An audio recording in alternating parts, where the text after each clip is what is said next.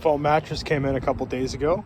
I rolled it out and left it in the car. They said to let it unroll for a couple days before you use it. So I decided that was a good thing to do. Over here, didn't quite fit. I did order a little big on purpose. So I actually put it down in. I'm gonna cut around here so it fits up tight. It'll slide up. And if I need to cut this deeper so I can slide further up in here, I will. I'm sitting nice against my door here where I wanted to. It's a little tight over here at the center console. If you push it down, it does fit. I'm gonna trim a little bit of that. On the backs here, where I have my biggest issue, where the body panel sits. So I do have to get the front all the way forward before I cut this. But I did make a template of the body panel down here where it has to sit. And all I did was take a canola oil vegetable bottle. So I had some distance between the offset of this and where my cardboard was to get the rough shape. I cut that and then trimmed it to fit a couple times. So now I have a template that I can set on this to cut when I figure out where I have to cut it. I've never tried to cut this type of foam. It's Luxe heavy duty foam. I got it from Foam Online. I'm gonna try to use a razor on the front part, and if that doesn't work, I actually heard that heating up a wire works real well. So yeah, that's the project for right now. We'll see how it goes. This is the reverse side of the front. I did extend my lines down and give a rough straight shape just so I can make sure my cuts are uniform. I did mark it down and I put direction to the front. Once I make this cut, it's committed to that, and I do not want to mess that up when I'm cutting the other parts for the body out. It's just a safe thing to do. Learned that from doing some metal fabrication over the years. So yeah, I got it all laid out.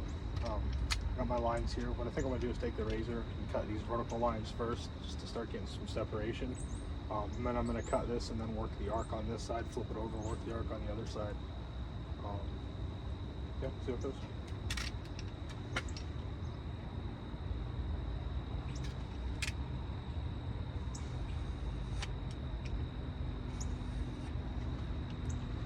Razor does seem to be working okay. Be very cautious of what you have around you though.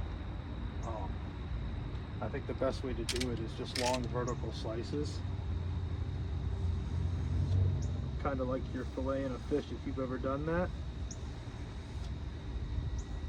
It's actually working fairly well. Just be cautious of your blade here.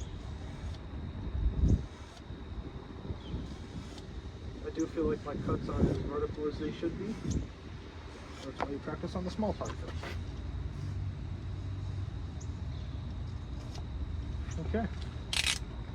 So yeah, my cuts weren't as straight as I would have liked them to be. We'll see how it fits. So yeah, it was a little off. I did put a new line here. I'm gonna use the same cutting technique I did before, except pay more attention to how to keep my blade straight. Yeah, then we'll do another fit check and see how it goes. All right, got it in the car. I am gonna cut this line here just so I get more room around my controls and mostly around my gear shift. But now that I have that done, I have it fit nice and tight against my glove box. I'm pretty happy with it. I'm happy that this is fairly even.